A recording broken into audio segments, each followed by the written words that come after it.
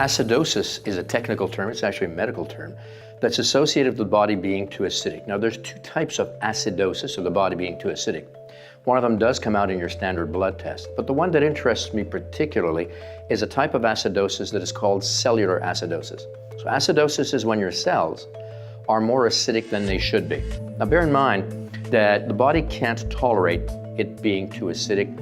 Like anything else, like any recipe, if you change the pH or you make something more acidic, you're actually going to have a change in the chemical reactions that take place. So the body wouldn't tolerate that. And what it does if you start being too acidic is it will actually release minerals, calcium, magnesium, potassium, boron, and manganese and others to neutralize that acid. When it does that, those minerals and their role in the body is reduced. And I'll give you a simple example, the example of magnesium. When the body's too acidic, it will release a lot of magnesium into the bloodstream to ensure that your body will function the way it should, chemically and biochemically. But when it does that, magnesium is depleted from other parts of the body. You can start developing muscle cramps. You can start having problems with sleep or anxiety. One study showed that when people are very acidic, they wake up generally between about 1 and 3 o'clock in the morning. Not every morning, but on a regular basis.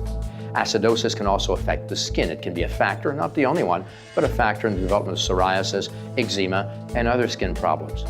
So your body's being very acidic is an issue, it's a problem, and it's often not looked at. There are different ways of verifying if your body's too acidic.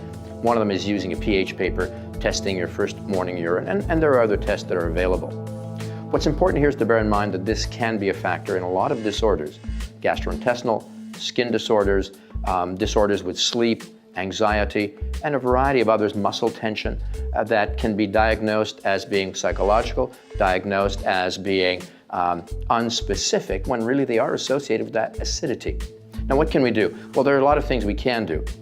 You can follow a diet that is more alkaline, that has less acidity in it. And if you're interested in that, on our website, drkursafi.com, we actually offer you a list of those foods that are acidifying, those foods that are alkalinizing, the opposite of acid, to help you manage your diet to improve your level of acidity in the body.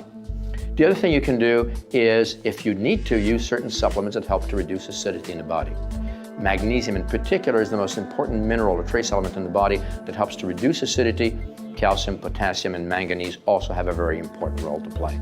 So if you have a variety of symptoms that are non-specific, that seem to affect different parts of the body, even if you don't have digestive acidity, you may be too acidic. It's something that you should look into.